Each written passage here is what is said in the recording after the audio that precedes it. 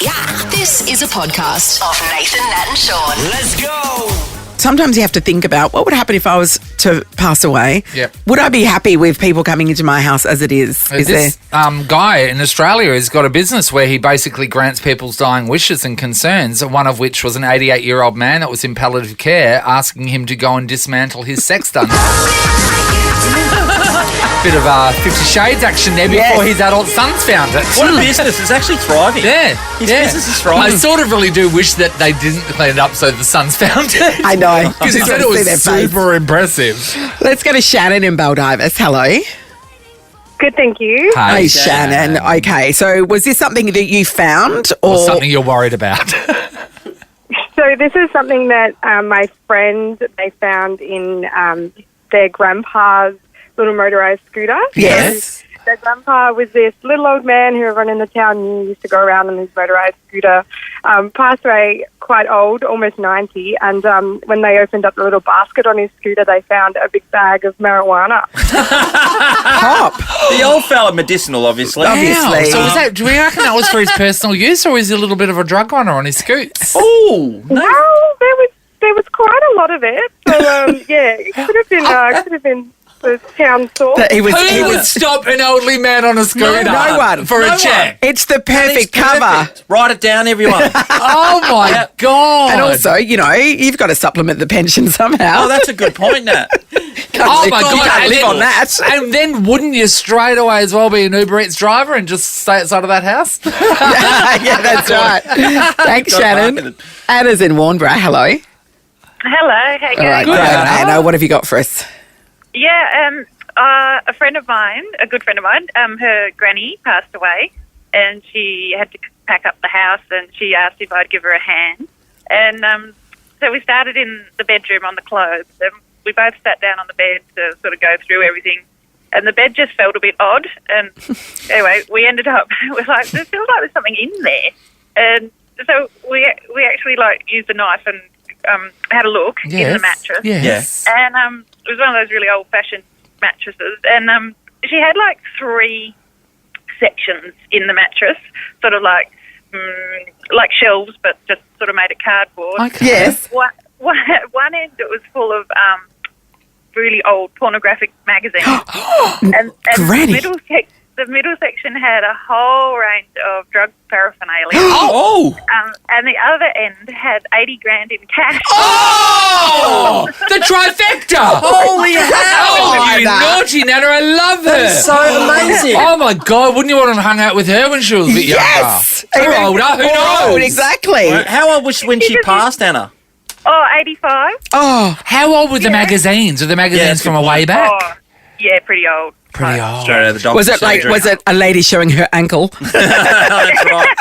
Full niece. Oh. That is And her amazing. The Nathan, Nat and Shaun podcast. We're talking about, well, when somebody passes away, we know it's sad, but then someone has to go through their stuff. Yep. Sometimes you find things, sometimes they hide things ahead of time. Yes, We, they do. even put the call out for someone to admit something that they need hidden at their place, but not one person has been No. brave enough to Soft. front up. Weak. Strav, hello. Hello, Now, Strav. Strav, are you going to own up to what it is you've, or did you find something? No, I've found something. So I was doing furniture removaling when I was younger, Yeah. and we had to move. The person in the house was going to a retirement village, and in the living room. I feel weird about it because I had to move all the stuff. Oh, yeah. There was a chair, a TV, DVD, shelves behind it, full of movies. Like what? Like Back Blue to the movies. Future and stuff? Or, Yeah, it's movies, not your comedies, not your Not action Blazing movies. Saddles. Adult movies, you might say. So everything Yeah, that Debbie's done? Sexy movies. And I'm talking like, maybe Hardcore. 10,000. 10,000! Oh, easy. Strav. Boxes and boxes. So is this an old lady or an old man's house? Old man. An old... Oh. Sean. Yeah. He finally, The finally kids knew exhausted about it. himself to death, didn't he? Yeah, the kids knew about... Well, how couldn't they? It was right there in the lounge room. Literally box sets displayed on the shelf. Think of that. Thousands. They're probably worth a lot of money now. I wonder, Oh, yeah. wonder if he had his favourites. That's why I would. That's why I would. They'd be worn out. Money. I tell you what, they call it now physical media. There was a lot of The physicality yeah, at that that's media. right. That's right. Tell you right that. Well, right now. also in Averley is Derek. Good morning, Derek. Good morning. All right, Derek. Hello, Amy. Did you find something after somebody passed away? No, it's in my house. Okay, so you're going to tell us what it is at your house that you Yeah. definitely want gone after you die. Yeah. Derek, I'm All right. so Okay, proud. Derek. I'm so proud of you. Yeah. Well, I've had my friend lined up for quite some years now to come into my house Yes. and do a bit of a sweep. I used to go out with a leather master. Oh, Yes, Derek. yes. Derek, We I remember you spoke remember to the German leather Derek, man. and it didn't work out because you weren't a very good slave. Yes, but there was some things I liked. Sure. So, I have quite a range of different things within drawers and cupboards and boxes that Yes. really need and film capturing, shall we say. Okay. He's a regular Spielberg. Yeah. Derek. So who have you got lined up in case of emergency? My best friend, Cole, Yes. Yeah. and he knows where everything is. And, Great. Right. and that, so, and he's got, instructions that if anything happens to me, especially before my mum and dad, Yes. if it Cool. goes, that Yeah. they'll be the first to come in and clean up. Of course they will. But, Yeah. Yep. Hey, Derek, I just want to know, so do you keep everything in one spot or do you have them scattered around the house? Can you give us, because we don't know where you live, can you give us where things are? They're scattered throughout. I live by myself, so they're scattered throughout so that it's not in one big bulk place because I like to keep things neat, and I'm thinking if there's ever a burglar that's quite kinky, I don't want them stealing everything. Sure. That's your major concern. Bring me the burglar that's going to take that pile of stuff. Derek. You never know. You never know. Nathan, Nat, and Sean. Time to catch up with our Commonwealth Games silver medalist, Greg Hire. And, of course, we got to speak to Greg when he was over in Indeed. Birmingham. But we haven't seen the wash-up of what happened after he won the medal and all the shenanigans. We want to see the medal. You Hello, got it Greg. there. Hello, Greg. good morning, team. How are we? How are we? We're great, mate. You've walked in. It looks like a container of camembert cheese. Yes, it does. It's a fine aged brie you've got There you going go. on there. Show me. Well, Can we like? Are we allowed to touch it? Yeah, no, you can No, go. no, I I'm won't not. take it Someone, out. I I just won't read take it an out. article, someone, maybe cricket, or said they weren't letting anyone touch their gold medal. I don't really care. Like, it's... Oh, this is Yeah, a gold. it's It's a silver. good silver. Yes. Yeah, it's very true. So, You really want to relive that again, do you? Anyone cheers. come by, rub anything you want on. Birmingham 2022 Commonwealth Games, and then on the back Commonwealth Sport.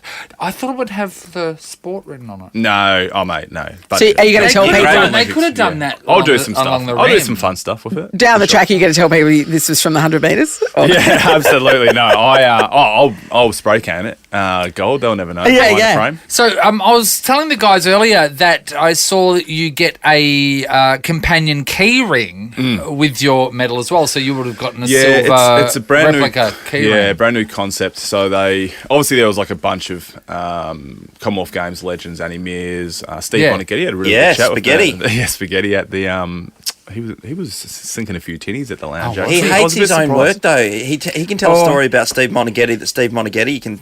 Oh, He's the loves it. hero of Can all he his not? stories. Can he Yes. not? I was over embellishing the stories too. I was like, no, I'll challenge you. I don't care who you are, mate. But but that was the concept. They had spoken to a few legends, and they were sort of saying once people get done with the medals and sort of go to schools and show people around, it goes in a frame. Like I've already hit up someone. I'm like, mate, I'm going to make the most exquisite, Of course. like display in my house. Yeah. Like, Yes. Yeah. and I will be a gold medalist. No one will know by No the end of one. it. But they sort of said, well, who can you show something replica? But I am using it in a different. I thought, well, I'm not going to give my medal to someone, so I thought I'd give the key ring to like my mum or someone that would appreciate it. Anyway. Yeah. So, because I did say the key ring looked a little bit too yeah. big to be a key ring. yeah, it's massive. It's a little bit smaller than the medal. It's like when a service station gives you the toilet key and they attach something massive to it so it doesn't get Yeah, lost. like a It's chair. my hands would fall down in Yeah. like yeah, in a it's row. super heavy. Isn't Yeah, it? no, it's not. The concept is great, but the practicality of it all is not ideal. Right. It's not a key ring. It's a chain. Now, Greg, I want to take you back there. So it's all happened. You've won a silver medal. On reflection, are you still trying to come to terms with you being involved and being an athlete at the Commonwealth Games? Yeah, there's like moments of like pure joy and elation. And I think about it, and like yesterday, like at work, I had to do like a barbecue and full went over it, and I was like, yeah, it was just those moments walking through the opening ceremony.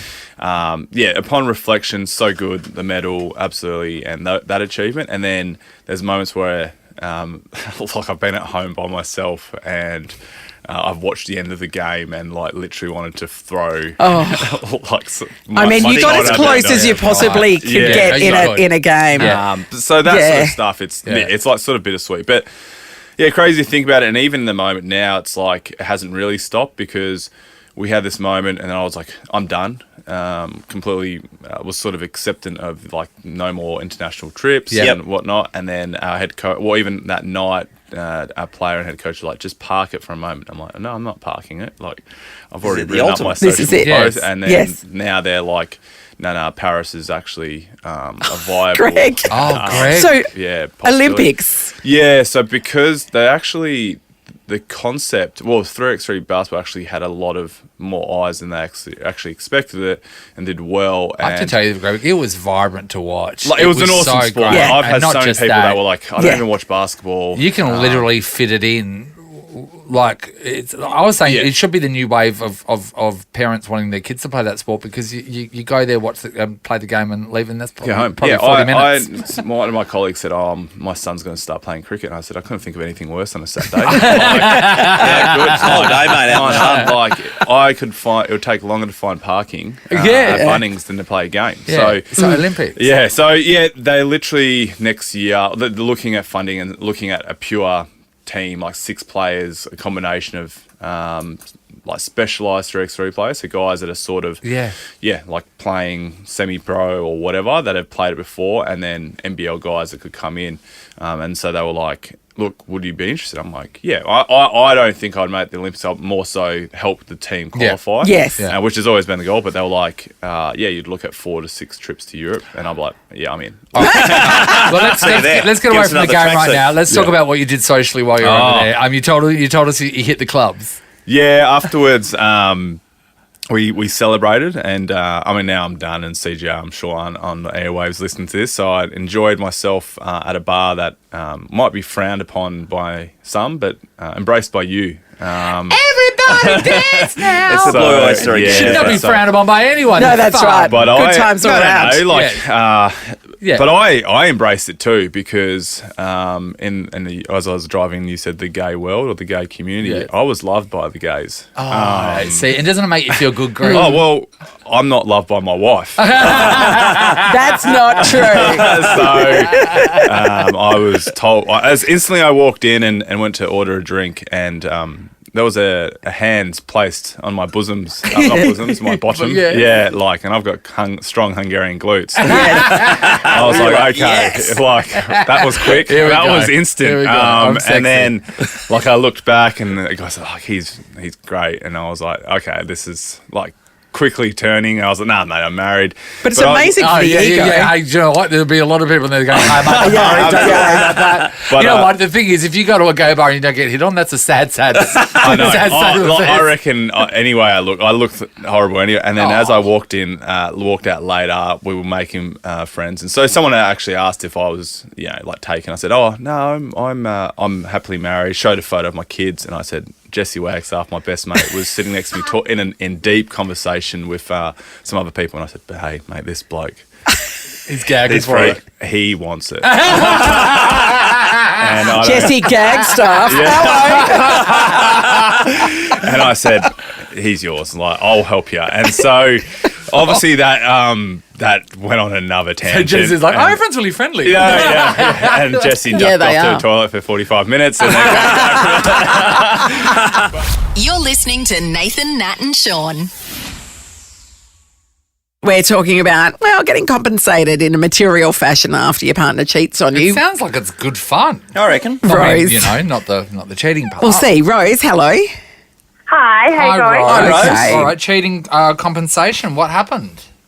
So not so much something I actually asked for, but I was rewarded for being cheated on by being put in my then boyfriend's top 4 friends on MySpace. Congratulations. Well, that's a pretty high honour. In the top 4, but not the top spot, but just in the top 4? No, the 4th. You're the 4th. Yeah. But I made it. You made it. Was Tom from MySpace there in one of the top 4 as well? Honestly, he wasn't friends with him, which was kind Rose. of rude. Rose. I was very young, and I thought that was good. But Oh, you thought that was good? You were happy with that outcome? I was like 14, and I was so in love, and then I came to my senses, like, I don't know, 4 or 5 years later. Yeah. Because then you would have gone, no, now I can see he respects me. Yeah. He loves me. I was 18 and I could buy my own alcohol then. So Yeah, that was sure. That's the key, Rose. I don't think we want to delve into this relationship anymore. Thanks, Thank Rose. you. Hi, Lisa. Hello, Lisa. Lisa. Lisa, hello. Hi, how you going? Hi, Oh, there she is. Hey, Hi, good, Lisa. We're talking about compensation for cheating. What happened? So I found out my husband was cheating on me with his best friend's wife and my best friend at the time for 4-year period. We tried to work it out because I went all 007 and put recording devices in the car. And Lisa, well done. Exciting. Investigation. I love that. And so obviously I thought we'd work it out because we have 3 young children at the time. Yeah. And my in-laws, because I stayed with my husband and we worked it out, brought me a brand new Mazda CX-9. Yeah, Lisa. That's what I Zoom. I love that he got his mum and dad in on the actors to be the compensators. That's you know extraordinary. what? They're such beautiful people because I have no parents of my own. So I was Yes. very, very close with them, and they were just devastated when they found out. And they were ready to kick him out, not me. So, Yeah. you know. Okay. So Good on you, mate. did you get to pick all the extras and stuff like like Yes, it did. It was Heated top of the range, seats. brand new leather seating. sunroof? Beautiful. Did you get the sunroof? Fantastic. Get the sunroof? Yes, it has got the sunroof Got as the well. sunroof. Got the sunroof. I've got the same one. Got the sunroof, but you didn't get You yours. didn't cheat. No You one didn't cheated get on you, yours. Sean. Oh, didn't they? If You get yours from Melville Mazda. yeah. That is exciting. Nathan, Nat, and Sean in podcast form. Always excited when this guy walks in the door. It's the Brickman, Ryan McNaught, in town because Lego has met Jurassic Park. It's a thing. It's a thing. You merge 2 superpowers together, Lego bricks and dinosaurs, just to explode children's minds. Yeah. Now, when we watch, say, Lego Masters, right? So people they write they draw a little crude drawing, and then they somehow work out what it's going to be in 3D and stuff. So with you doing dinosaurs, do you get 3D modelling?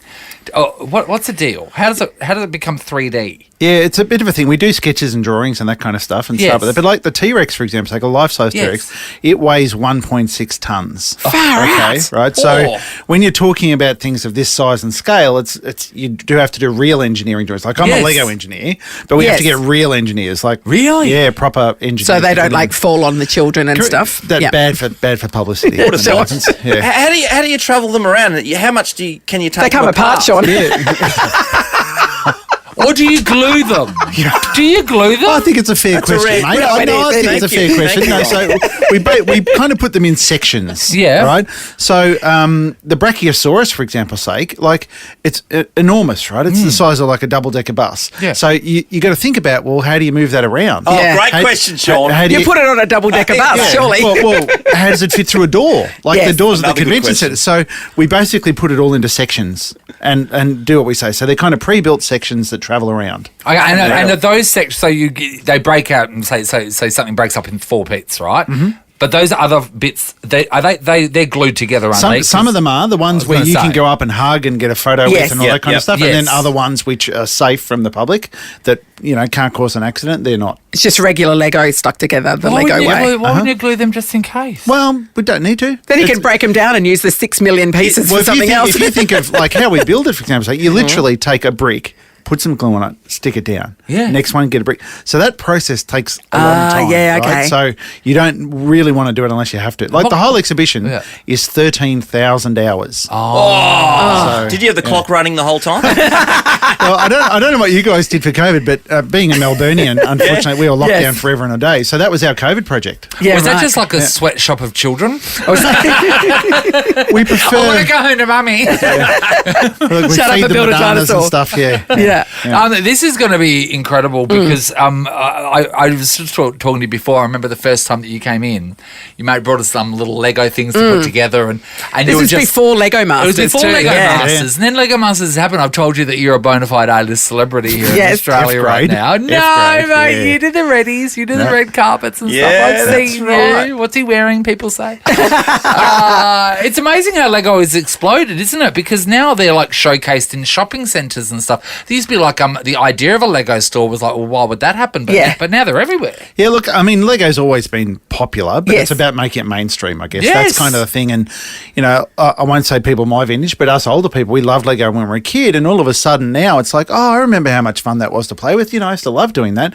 And now Lego have kind of made sets specifically for adults. Yes. Both in terms of difficulty and subject matter. Yeah. Like, I made Optimus Prime as a Lego set the other yes. day. It's like, how awesome's that? Yeah, that is brilliant. So, Got me excited. so what's for grown-ups then? No. Well, totally. Yeah. But even like flowers, like Lego make, Yes. you know, bunches of flowers. Yeah, and stuff. beautiful Like, that's way bouquets cool. and stuff. Yeah, that is pretty cool. Hey, Brickman, Nathan brings up a really good point, right? So you come from Bendigo, right? And you're Yep. just growing up, you get the black belt in Lego, and now you're on red carpets and you're going to all these functions. People will come up and ask autographs. Is that still, how weird is that for you? Oh, look, it doesn't happen very often, to be honest. Come on. No, hear me out.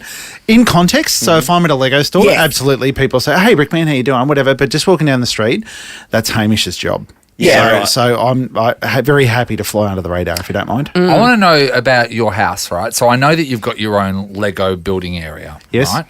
And I know that I've seen the Lego Masters contestants, when they've built something really amazing, then they would probably showcase that on a mantle in their lounge room and stuff. Does your Lego, something you're really proud that you've made, is that allowed to live in your actual house? Or is everything Lego have to be kept in your garage? Because this is a love of yours. Yeah, well, so there's two things. This is going to sound a bit strange, but first off, Lego is a job, so Yes. work is work. So Yes. when I do Lego, that happens in the workshop. Yeah. So the only stuff at home is something meaningful.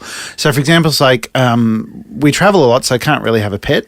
So I made a Lego dog, and so that's our Lego pet, right? That's the saddest thing I've little ever thing heard. It's super cute, by the way. It doesn't Yeah. eat much and really No. easy to clean up. But, No, that's true. So but- where's the Lego dog? well, it's at home. It's in the Lego Where does he doghouse. sit? It's in the living room. Oh, yeah, it's so super do cute. you but pet it? Yeah, you can, absolutely you can pet it. Oh, Ryan. But when we moved into our house, we had a wall in the living room, and we're like, okay, what are we going to put on that wall? You know, it's a big debate around the family. You know, the wife, she wants something, I want different things. So what are we going to do? I said, okay, hear me out. Trust me, I'm going to make something for that wall. It's going to be the only piece of Lego in the house. Yep. And she goes, well, I need to know what it is. I said, I'm actually not going to tell you. I'm going to do like an unveiling, going to get the little curtains, Yes. do the whole Yes. thingo, and very nervous moments. And fortunately, she liked it. What is What it? was it? It's just like I call it a mosaic, but it's just of some splashes of colour and stuff. Pro it's art. It's a bit out there, but yeah. Sort of abstract Lego And art. have you made a frame to go around? Is it like No, the it's whole- just the Lego on No, the wall. just Lego on very the wall. minimalist. Wow. We got Lego being Scandinavian, we've got a bit of a Scandinavian Sure. house, so it's Yeah. a bit minimalist, our place. Oh, yeah. Oh, you should sell Lego art. Yeah, it's a thing. It's not a bad thing. Ryan, with being a Lego master, do you have to keep your level certification up? Oh. So you've got the best questions today. Absolutely. Today. That's why I should like wearing. Anyway. Absolutely. So pre-COVID, obviously, but every year we have to go to Denmark. We call it being summoned to the mothership. Yes. Right? So the mothership beams us up, and we have a meeting where we all get together, Yeah. all of us Lego certified professionals around the world. Everyone walks in, takes their Lego Helmets helmets off. off. Yeah, totally, yeah. It's a whole thing. Like eh? a Mandalorian. Yeah. And you know, they'll give us a challenge and they'll put us through our paces. And it's it's not so much as to what we build, but more the process we go through and how we can explain it, how we can inspire kids with it, all of those kind of things. And so it's pretty nerve-wracking. It's not the be-all and end-all. It's not like you have to pass this or you're out. You're out. Yeah. But it's pretty full on. How many masters are there again? How many masters? 14? There's 21 of us. There's 21 of us. There was 22. Yep. But What happened to one? Oh, we had a retirement. Oh, okay, We had a right. retirement. Thank God. And are That's they, worried. and how many of them are you? Have you got some like best Lego friends in there? I've got a couple that really I'm inspired by. Yes. Sean Kenny, a guy in New York, he does a lot of animals and does things like put some zoos and things like that. Just amazing work. So I'm a big fan of his. And another guy in Belgium, of all places, Dirk, he's the most incredible person at making realistic people. So he can actually make a Lego model that looks exactly like you. And are there any Lego women? Yeah, there are. So Beth Lego ladies. Lego ladies. We've got quite a few. So we're all kind of good at different things. So we all do different stuff. So Beth in Chicago, she uses it to teach maths. Right? Oh, amazing! And yeah, uses Lego as like fractals and things like that.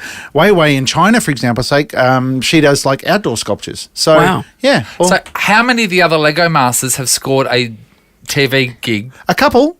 So they're the same franchise of the show? Yeah, so the way that Lego Masters worked was it was originally in the UK Yes. and it was a very different looking show. Okay. And so we took it here in Australia and then we put it on steroids and did what we did with it. And now it's in like 20 countries now. yeah, right. So, yeah, it's a thing. Amazing. Yeah. And it's really funny because we're kind of almost the OG, but we're shown in multiple countries. And of course, they do the voiceover of us, right? Yes. Yes. So- You've been dubbed. Yes, Yes. I've been dubbed. So in Italy, I sound like Hagrid from Harry Oh, Potter. hilarious! What does Hamish sound like? very funny. That's hilarious. You got a Dolmio grin. It's brilliant. This is so How good, many right? times have you walked on Lego, or can you do it now without feeling the pain? No, I've got a fair few scars. But Yeah. if I can share one scar, Yes. I may have the many I have. So our big T-Rex at the Jurassic World show, basically you stand pretty much like it's eating you. Yeah. Okay, it's about to chomp down. Oh, it's okay, about to great. chomp Photo down op. on you. Yeah, perfect photo op. Anyway, I was in there. It sounds strange, but I was working on the inside of its mouth, doing a bit of dinosaur dentistry, working away on that.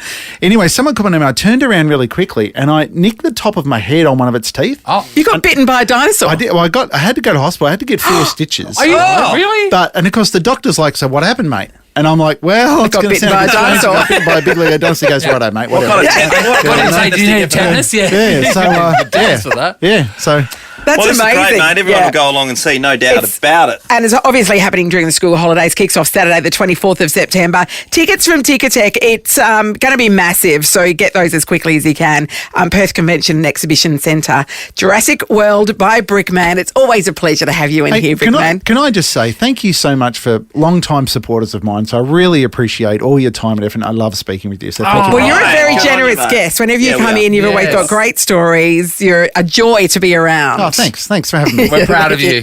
This is a podcast of Nathan, Nat and Shaun. And we're talking about being the bearer of bad news, like the poor old flight attendant on the flight between Dublin and the UK, who, even when everybody's on the plane ready to go, had to say, yeah, this flight's cancelled, get off. She did it nicer than that. God, but you would have been just had one eye out of the curtain, wouldn't you? you'd Terrified. You'd drop the little receiver thing and then bolt. You I know reckon. why? I'd be out of there in a heartbeat. Because 10 years ago, people could deal with bad news. Yes. These days, No. We're short-tempered. we're animals. Amy's in Golden Bay. Good morning, Amy.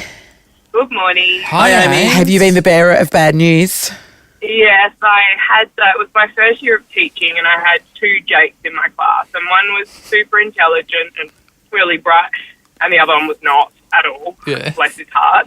And I had to give the Academic Achievement Award at the end of the year and I rang Mum and I said, look, he's done so well and, you should be so proud of him and he's getting this achievement. And she sort of questioned me and she's like, oh, really? And I was like, why are you surprised? This kid is so intelligent. She was so over the moon and she was sounded like she was going to cry and I thought, great. Anyway.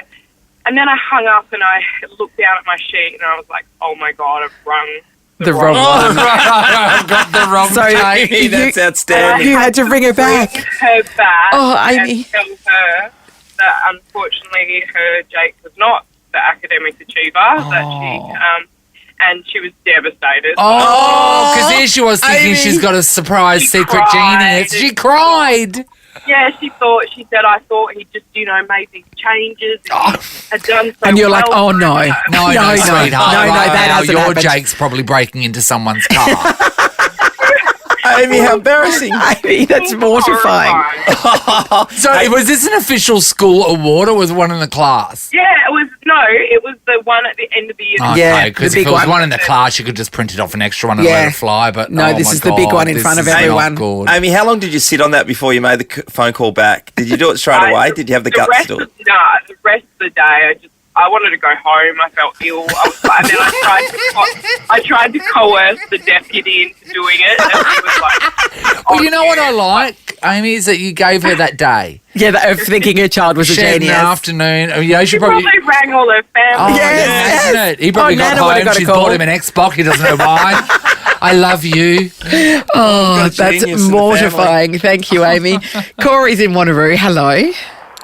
Hello. Hey, Hey, Corey. Have you been the bearer of bad news too? I had to let go 14 people one morning. 14, Corey. Yeah.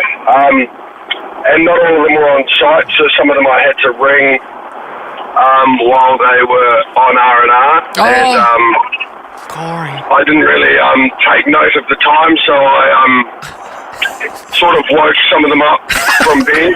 Oh, Corey. And Yeah. and then the company would make the guys that were still on site work the time out, so it'd be a bit. So you'd have to sort of see them for a week, and Corey. I think some of them took it personally, which is fair enough, but it's certainly the hardest part of the job. Especially the ones you woke up, it's like, Yes. oh my God, Corey. It's the double whammy. Corey, what was it? Yeah. So after each one, did you have to collect yourself? Did you take 10 minutes and do the next one? Or you just do them just In a like group. Rip the Band-Aid off. machine gun? Yeah, it just sort of had to be done straight away. Because obviously they'll just start messaging one another going, Yes. this is happening, da-da-da. So, it's... You never win friends there. You know what? At least you didn't do it like one of those companies where they get have an all staff Zoom meeting. Yeah, and say, you're all fired. You're all fired. Thanks, Corey. You have no job. Tough. You have no job. We'll finish off with Renee from Vic Park. Morning, Renee. Morning. Morning, Okay, Renee. Have you been the bearer of bad news? What happened? So I work in after school care, and we obviously give them afternoon tea after school. Yeah. Yep. And one day on Fridays, usually we have a treat, and we had jam roll cake a couple of weeks ago. And we didn't really count for the number of kids, and we ran out, and a kid rocked up, and I had to look him dead in the eye and say that we had no jam roll cake left. And he fell to his knees and just started sobbing, and I was like, I'm so sorry. Renee, that's a lot to take on as an after-school worker. That's a lot. Jam roll cake. The loss. Look, I don't blame And him. betrayal. I tried to. Oh, Yeah. Did you get yourself a little bit of jam roll cake? Oh, we won't mention that. Renee, put some away for morning tea. Priced it There's out of none his left, hand. sweetheart. I know. None for you, wiping jam off your chin. Sorry about that. Nathan, Nat and Shaun podcast. All right, it's time to catch up with our good friend Jeremy McGovern from the West Coast Eagles. We missed the governor last week. He's very apologetic. He's running businesses now, Yeah. of course, saving the world. Jeez. He's doing it all. Hi, Gov. How are we, guys? I apologise for last week. I'm blaming my son. Mate, Good. I do. you know what? We saw how much money you make on the back page. Yeah. We're surprised you even take our calls. Yeah, mate, make sure you believe everything you read in that. Oh, we do. And on the internet, thank you very much. It's all true. Hey, what is it like, Gov? So when there is something like that written about your pay packet on the back of the paper, what happens? What messages do you get off people? Do people just give you crap? A little bit. My mates give me crap, and then other people look at me pretty funny, and I just let them know that it's completely false. Because the expectation must be that you will pay for, if you're going out, I'll get dinner. People are expecting that, right? They know that, Oh, don't they? Yeah, everyone all of a sudden's forgetting their wallet all the time. Oh, yeah. Because imagine if like guys were like, oh, so we're splitting the bill. People are like, oh my God, what a stingy. Have you seen how much he makes? Did you read the West Australian? Or when you go around there and your kids are going to someone's birthday party, oh my God, you see what the McGovern's bought? They only spent $20. And they like make $1.1 million, and that's just his football pay. Imagine the sponsorships. The term putting a bit of mayo on it. That's it. There's a fair bit of mayo on it. Okay, well, one thing's for sure is a couple of the Eagles players, veterans that is, who are getting all the money, apparently as part of the West Australian, are playing this week, and that's Andrew Gaff and Nick Natanui. They've been put in mothballs like you, mate. Yeah, no, mate, the boys, to be honest, have been battling away last couple of weeks. Obviously, Nick's had his knee issues, and Gaffy's been really sore throughout the whole year with his ankles, so the boys have done really well to try and punch it all out. But, obviously not playing this week, which is a bit of a bummer, but it's all part of it. It's all part of footy, and we just get those boys right. We're all going to have big off-season, big pre-season, and just freshen them up and get them right. How old are you now? I'm 30. So you're 30. Which is ancient, apparently. Yeah, what's Nick? No, he's around the same, Nick. 31, I think. Nick is, and Gaffy's 30 as well. Shuey's 30. Shuey's 31 or 32. So do you feel, with the younger members of your team, do you feel like, because like everyone talks about how you guys are old, do you feel the age gap with them? Like what they're into and what they do? Talk to me. Massively. Hugely. I do feel old. I thought I'd be that. There's always a couple of guys who are still 32, 33 and they act like they're 18. Yeah. I was hoping I was going to be that guy. I'm not at the moment. I'm the old guy that's not quite picking up all this TikTok stuff. The tickety-tock. And I guess that's why they don't want to take Nick and Gaffy to Geelong, because their old joints are just freeze up in the cold. Is that the...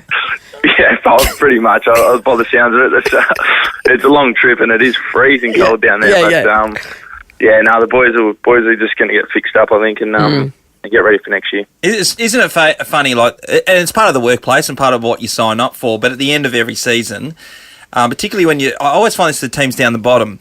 And it's happened at Freo, where the bell goes at the last game of the season, and 20 blokes are getting surgery. Yes. And people say that they get paid a lot of money, but not everyone does. And then the other thing, you're getting... Yeah, not everybody needs surgery to do their job. They just they're one by one, boom, boom, boom, boom, boom. It's incredible. You'd hate to be anybody else trying to get an orthopaedic appointment in the next couple of weeks. Yeah, the doctor's been getting hammered at our footy club this whole year, and then, like Shaun said, back end of the year, everyone's just getting booked in for surgery. I think Jacob Waterman went in the other day, and I've had mine. Everyone's just, booking in, just trying to get their bodies right. How many have you had? How many ops have you had over the journey there, Gov? Myself? Yeah. I've had a fair few. Yeah. I've had too many, Shaun, to be honest. It doesn't go on your stat sheet at the end of your career, but I would be north of double figures. I reckon I would have had. Yeah, right. 12. Between 12 and 15, probably. Wow, the last operation I had was when I had my tonsils out when I was a kid. Your body's in pristine condition. Yeah, I always say 1 lady driver, low kilometres, my body, Gov. So. Yeah. Oh, no, you have to put yourself in the draft this year, mate. We might have to pick you up. Hey, exactly what we're looking for is durability. Yeah, that's right. Never taken out of the packet. Yeah. I spoke to a guy last week, Gov. If you had answered your phone, you would have known. His name is Henry. He's from the UK and he can taste, smell or feel people's names. He's got this condition. Anyway. Really? Yeah. I know, it's amazing, isn't it? It's amazing. Like, Natalie, your name was? Nat is like the bite of an insect on your arm, which obviously is coming from the insect gnat. But yes, but also Natalie is wooden splinters in your mouth. Yeah, I can't remember what one was. At all. Shaun. Yours was grey wrapping paper. Mine's grey wrapping paper that would go around tissue a present. paper, Griffin, Griffin Logue, who is a love for the guy, he tastes like a leafy salad. And Jeremy tastes like melting chocolate. You got a good one. There you go. How good's that? The sweet taste of Jeremy. I know. Tell your missus. Other people's names taste like urine and all this sort of stuff. So you got a goodie. You don't want to be called Kirsty. No. Just so you know. Yeah. What was Kirsty? Kirsty's urine, the smell of Smell urine. Oh, there you go. Yeah, so that's all. Yeah, I'll take the chocolate. Yeah, exactly. It's a melted Really chocolate. good That's one. beautiful. Gov, before I get you out, just one quick one on the game. What's a good result for West Coast this weekend? Oh. The bus breaks down on the way to the game. Yep. What is it? Oh, come on, Sean, mate. We're always rocking up. Not getting hypothermia, I think, is a good result. Yeah, no, mate, a win's a great result for us, to be honest. Like, obviously, we want to win. Everyone's completely written us off, which is fair enough, obviously, with our form throughout the year and Geelong's form. But, mate, a win would be great. But I think if we just show the same amount of effort and competitiveness as we had the last sort of 4 or 5 weeks, I think that'll put us in good stead to have either get a win or be extremely competitive. Yeah, well said. And my tips are riding on this. I'm leading the footy tipping, and it all comes down to tonight. Who do you reckon's going to get up between Brisbane and Melbourne? Oh, where's it getting played? Gabba. Oh. Tough, isn't it? Brizzy haven't lost there for a while. I'll back Melbourne in Norway and then hit their straps right time of the year, so I'd go Melbourne. There we go. I'm so the governor. torn. I'm Now so it's on torn. him. Thanks, Good on you, Gav. mate. Love your work, buddy. Tastes like melted All right, chocolate. guys. The Nathan, Nat and Shaun podcast. All right, guys, we love meeting humans that we think have a superpower. Oh, yeah, absolutely. And that's exactly what Henry does. Henry, hello. Hello. Oh, okay. Henry. Now, we've read articles about you over the last week or so, and they are unbelievable. Will you tell everybody the condition that you have and what it means? So I've got something called lexical gustatory synesthesia, or as most people would have probably heard it, just synesthesia.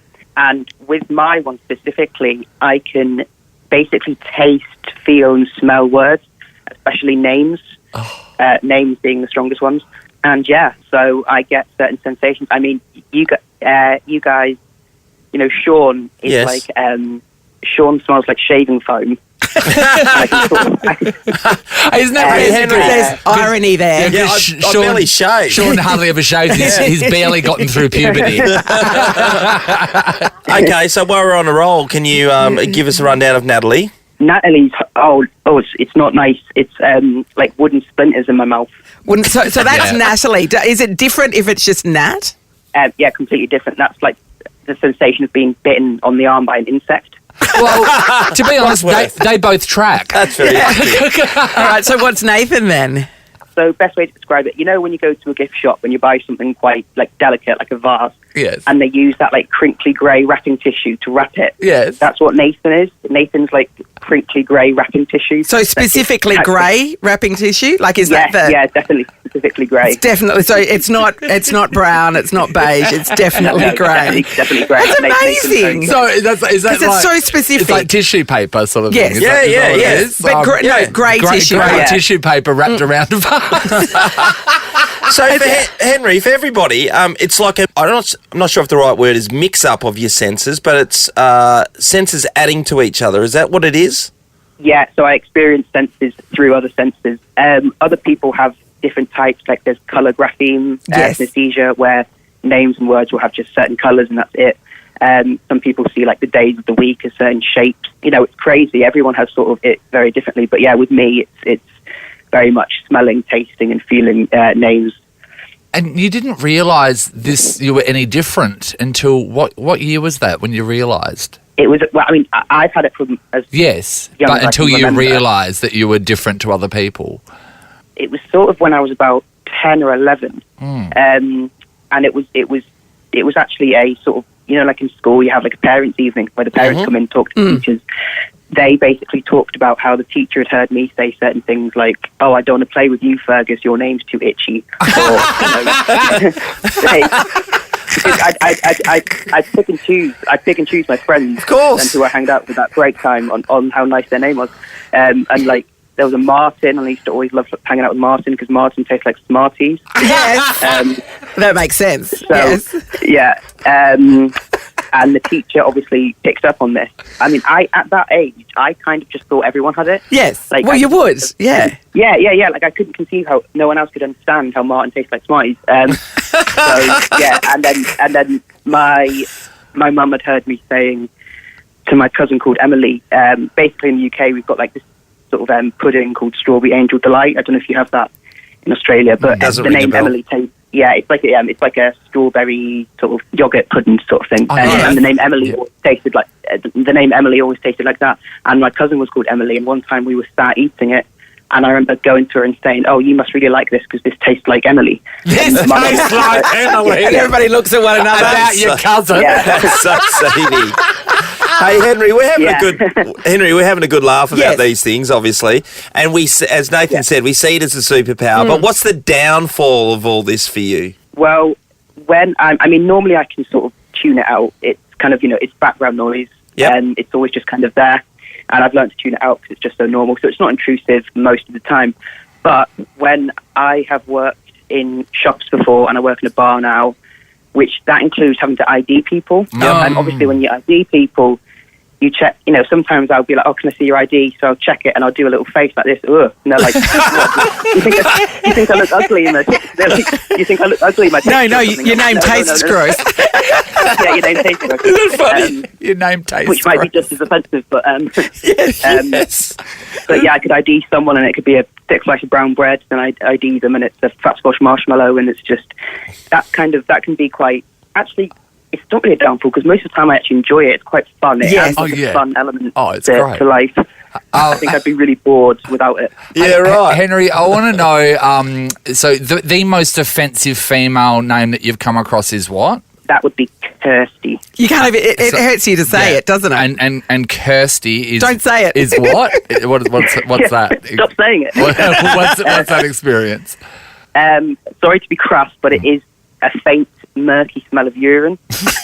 And I've offended girls with that name in life because they're not very happy with what it is. But, you wouldn't be. You wouldn't be. Specific is it? So, Henry, I want to know, are you single right now or you got a girlfriend? I'm single right now. I've actually had 2 girlfriends, both called Francesca, because that's one of my favourite names ever. It's Francesca tastes like sort of creamy, chocolatey frappuccino filling every crevice of my mouth. Oh, wow. I love how you add every crevice of your mouth. Yes. Because like when I say it like Francesca, I can sort of just taste it everywhere in my mouth. Yeah. So the very sides of the back of my teeth. And yeah, I've had literally 2 girlfriends, both called Francesca, and it's a very, very, very important thing. I'd never date someone with a name that wasn't good. It's a big percentage of my Henry, but you can't help who you fall in love with. So what if you were to meet the girl of your dreams? She ticks every box. She makes you feel alive, and her name is Kirsty. What happens? Do you just call her babe? What would happen? It would be devastating because I just don't think I could. You say tick every box, but there would be that's not ticking every box. Or another awful one is Elijah. Yeah. It's like licking an eyeball. And it's like when I'm around people who have those names, I'm kind of, it can be kind of intrusive because I'm sort of, if I'm going to if I'm on shift with someone called Kirsty, I'm sort of, whenever I'm talking to them and associating with them, I'm kind of always sort of getting in my mind the idea of the smell of piss. So if you were to meet somebody and they say, "My name's Kirsty," do you just in your head go, Francesca, to eliminate that feeling? If they're like, "My name's Kirsty," I sort of wince because it's the smell of piss. I'm sorry we're saying that name so much. No, it's fine. You are so interesting. Yes, you are, I Henry. really wish you lived in Perth because you'd be one of my best friends. Just go around ganging up on Kirstys everywhere. Imagine the Kirstys outside of his house. You bastard! But there'd be a line of Francescas as well. Yes. I have had a lot of Kirstys in my comments. I bet you have. I think a hate group's starting. Yes. Kirsty's united against me. Well, everybody follow Henry on TikTok at HenPuff. It's absolutely Henry Puffs. Yeah, Henry Puffs. His name is. He's comedy gold. And thank you so much for speaking to us this morning, mate. Good on you, Hen. Thank you for having me. Thank you. Good on you, Henry. Thanks, buddy. Nathan, Nat and Shaun is a Nova podcast. For more great comedy shows like this, head to novapodcasts.com.au.